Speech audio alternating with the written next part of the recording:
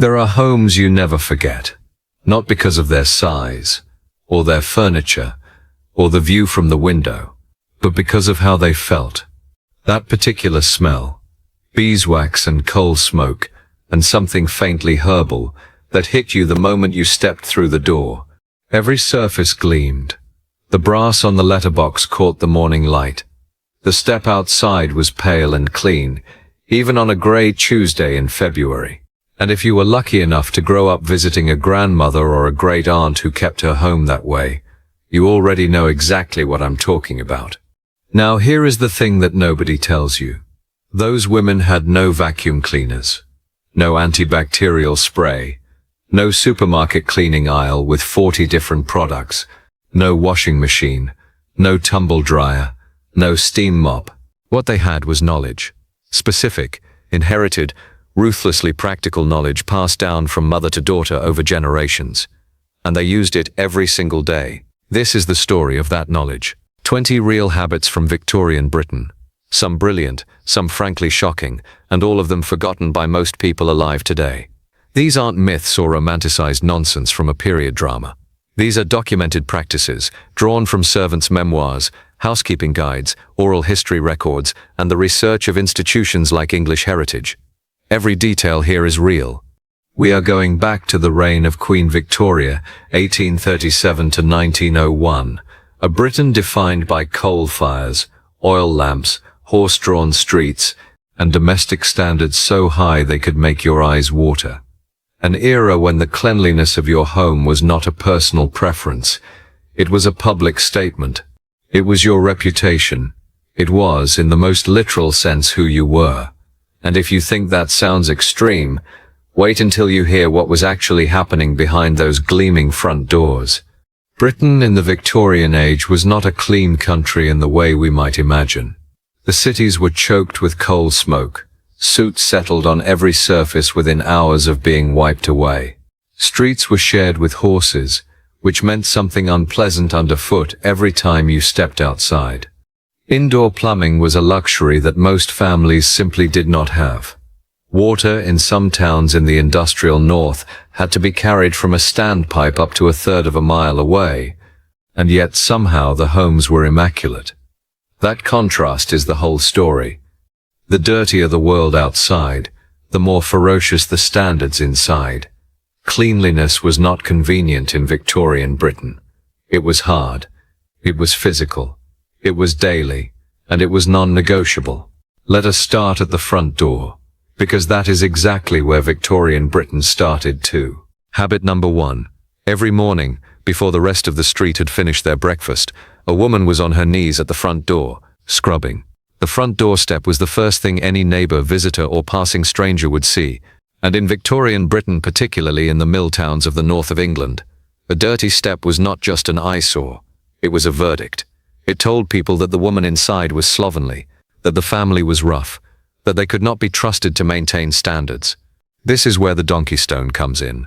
A donkey stone was a block roughly the size of a bar of soap, made from a mixture of pulverized stone, cement, bleach powder, and water. You wetted it, rubbed it along the leading edge and sides of your front step, and when it dried it left a crisp, clean border. It sounds simple, but the social stakes were enormous. The most well-known manufacturer was a company called Eli Wally & Co., based in Ashton-under-Lyne. At the peak of production in the 1930s, they were making 2.5 million donkey stones every year. 2.5 million. Placed end to end, they would have stretched from Aston to Blackpool and back. The practice was so embedded in working-class life that donkey stones were often given out by rag-and-bone men in exchange for old clothes or scrap metal. They were currency. They were social necessity. Doing the step, as it was called, was also the morning's first opportunity for conversation. Women would come out at roughly the same time, kneel down on their bit of pavement and talk. About the street. About each other. It was gossip and surveillance all at once. And here is the detail that stops people cold when they hear it. In many streets, women did not just clean their own step. They cleaned the pavement directly in front of their house too. A neat rectangle of flagstone scrubbed and whitened, extending from doorstep to curb. Not because anyone told them to. Habit number 2. Before you could clean the house, you had to deal with the fireplace. And this was not a gentle task. Every Victorian home that could afford it ran on coal, Coal fires in the kitchen, in the sitting room, in the bedrooms of wealthier households. Coal was warmth. Coal was cooking. Coal was life. But coal also meant soot. Fine, black, penetrating soot that settled on every surface in the room within hours of a fire being lit. Curtains absorbed it. Wallpaper trapped it. Upholstery held it in its fibers like a memory. Managing soot was a daily battle, and at the center of that battle was the grate. Cast iron fireplace grates needed to be black-leaded, rubbed with a paste made from black lead, also known as graphite, on a regular basis. This prevented the iron from rusting and kept the grate looking presentable. Presentable meaning glossy, sharp-edged, and dark as midnight. The process was deeply unpleasant. The black lead paste went everywhere. Under fingernails, on clothing, on faces.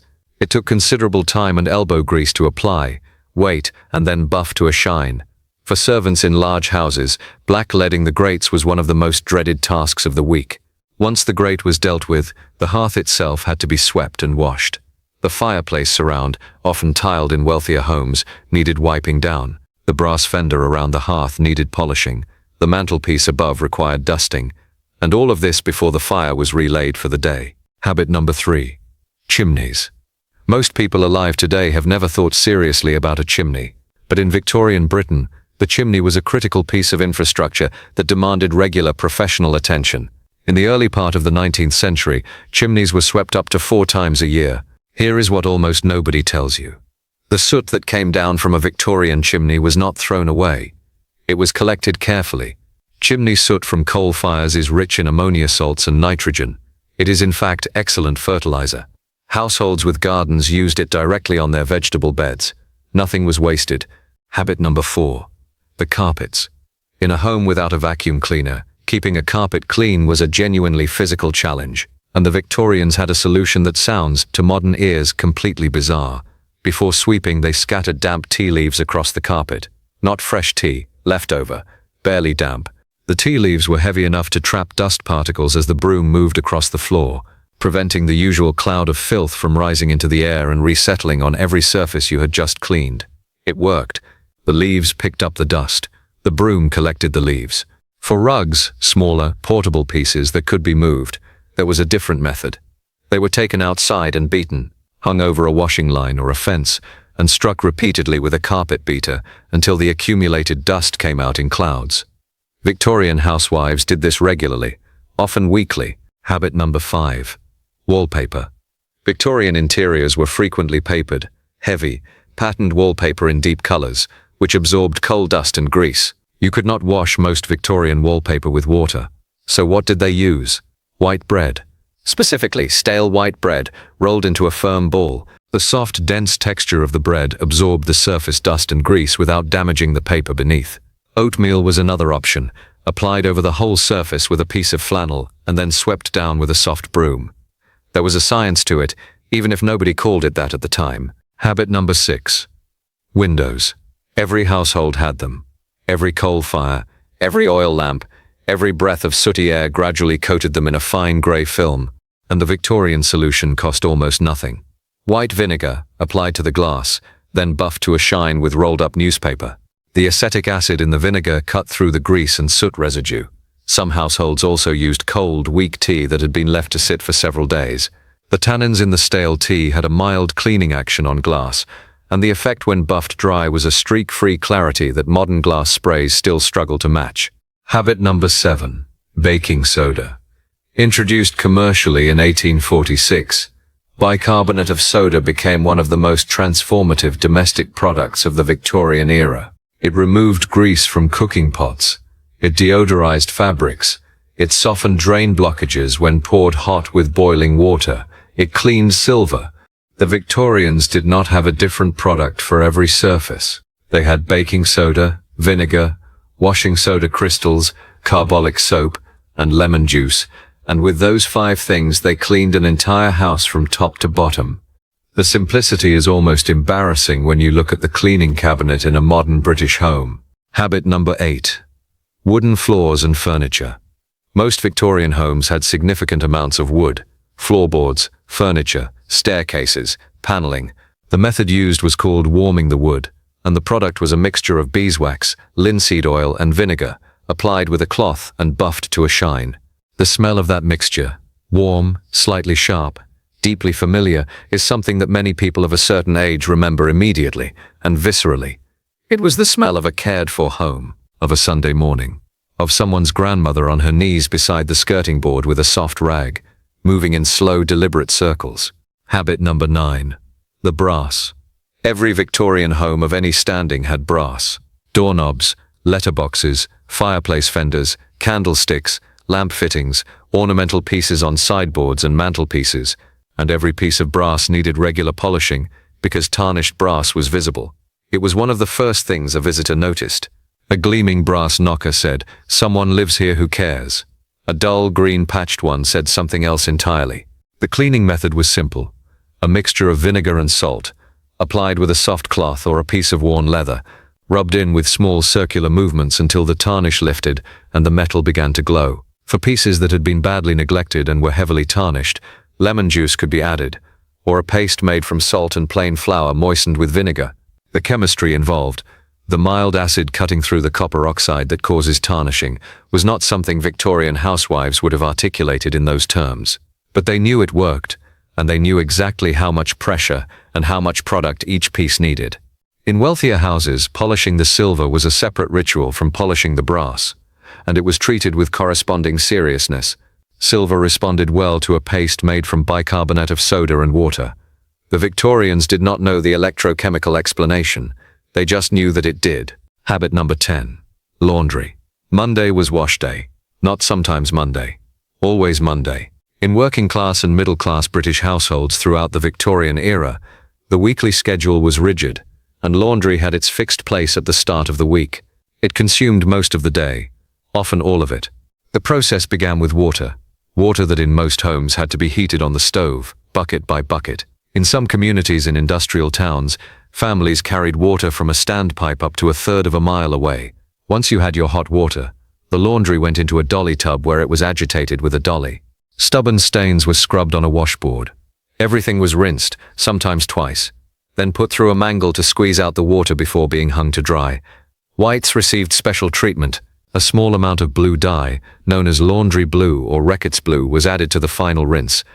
The blue pigment neutralized the yellowish tinge that hot water and soap tended to leave in white fabrics, making them appear brighter and crisper. Reckitt's blue became one of the most successful domestic products in British history, used in millions of households across the country.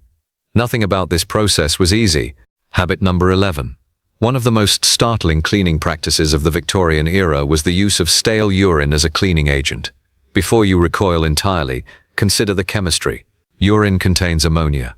Ammonia is a powerful degreaser and a natural bleaching agent. Victorian housewives had known this for centuries. Stale urine, collected in pots and left to age so that the ammonia content increased, was used primarily for two things. First, for degreasing woolen fabrics and carpets, where the ammonia broke down the grease without damaging the wool fibers. Second, for bleaching and brightening white laundry. It was simply a fact of life. The blue pigment neutralized the yellowish tinge that hot water and soap tended to leave in white fabrics, making them appear brighter and crisper. Reckitt's blue became one of the most successful domestic products in British history, used in millions of households across the country. Nothing about this process was easy. Habit number 12. The drains. A blocked drain in a Victorian home was a genuine domestic crisis. What there was washing soda crystals and boiling water. Pour washing soda crystals down the drain. Follow immediately with boiling water. The alkaline soda reacted with the grease and organic matter. Habit number 13. Milk on flagstone floors. In homes with stone floors, particularly flagstone, diluted milk was applied to the surface and buffed with a cloth. The proteins and fats in the milk filled the microscopic pores in the stone, creating a mild seal that gave the floor a soft, clean gleam and helped repel dirt. English Heritage has experimented with this technique in its conservation work on historic properties and confirmed that it produces exactly the effect Victorian housekeepers described. It is not a method that translates easily to modern tile or engineered flooring, but on genuine Victorian-era flagstone, it works. The evidence is in the floors themselves, some of which, in preserved historic houses, still carry the patina of more than a century of this treatment. Habit number 14. Cornstarch in the hair. Most Victorian women washed their hair only once a month. Water was scarce, and heating it was labor-intensive. In between washes, cornstarch or rice flour was worked through the roots to absorb excess oil. It was, precisely, dry shampoo. Habit number 15. The spring clean. Every year, as the weather turned and the days began to lengthen, Victorian households underwent a transformation so total that it functionally dismantled the entire home and reassembled it. This was not a matter of wiping down surfaces, it was a complete overhaul. The reason for this annual intensity-era coal. A winter's worth of coal fires, oil lamps and tallow candles left a patina of black soot on every horizontal surface, embedded in every curtain, settled into every carpet. By spring, even a well-maintained Victorian home was carrying months of invisible residue. What actually happened during a Victorian spring clean was this. Chimneys were swept first. Curtains were taken down, washed, and rehung. Rugs were carried outside and beaten. Furniture was moved away from the walls, and every inch of floor scrubbed. Wallpaper was cleaned with bread or oatmeal. Rugs were carried outside and beaten. Wallpaper was cleaned with bread or oatmeal. Neighbors often helped each other. There are oral history accounts describing women moving from house to house along the terrace, pooling their labor, sharing soap and conversation as they worked. It was communal, it was physical, and it was understood to be as essential as harvest time. Habit number 16. Something that is rarely talked about. The social surveillance of cleanliness.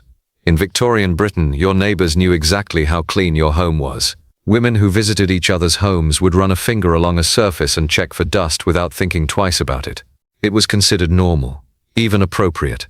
A dirty shelf was not a private failing. It was something the street had a right to know about.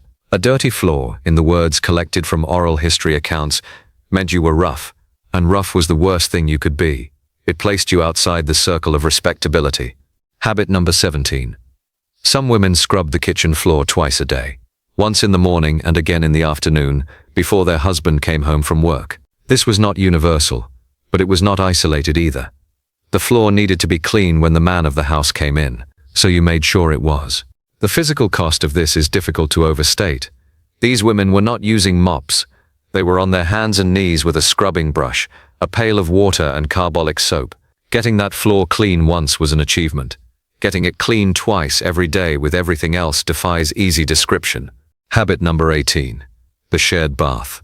In Victorian Britain, the weekly bath followed a strict order of priority. The father bathed first, in the hottest, cleanest water, then the mother, then the children, youngest last. By the time the youngest child was bathed, the water could be grey and lukewarm.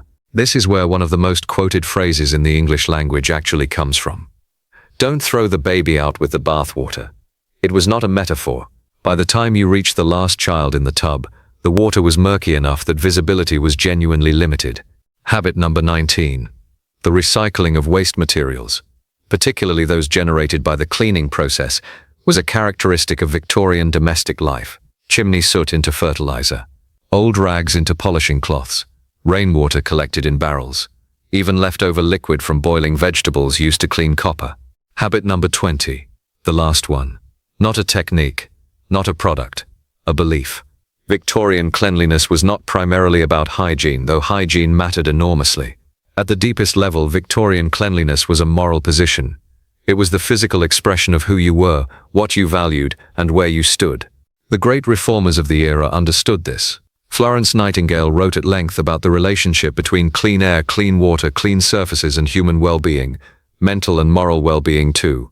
Cleanliness, in the Victorian framework, was next to godliness. Not as a cliché, but as a lived conviction. For the working classes, this belief expressed itself through the donkey-stoned step, the twice-scrubbed floor, the gleaming brass, the beeswax-polished wood. For the middle classes, it expressed itself through the elaborate systems of household management codified by writers like Mrs. Beeton, schedules, hierarchies of servants, daily and weekly and seasonal routines that left nothing to chance and nothing unchecked. These people did all of this without a single modern convenience. No electricity at the flick of a switch, no hot water from a tap, no vacuum cleaner, no washing machine. They carried their water, they heated it on a stove. They got on their knees with a scrubbing brush, and they worked, and their homes were immaculate. There is something in that which goes beyond nostalgia. It is a challenge, not a call to go back, Nobody needs to start collecting urine, but a reminder that standards and the commitment to maintain them are a choice. They always have been. The Victorians chose theirs in conditions that made the choice genuinely difficult. We have every tool imaginable. Which of these 20 habits surprised you most? Was there a grandmother who kept her brass polished every week? A mother whose front step was always clean? Leave your answer in the comments. We read every single one, and the stories from people who actually lived this history are the reason this channel exists. Until next time, take care of your homes.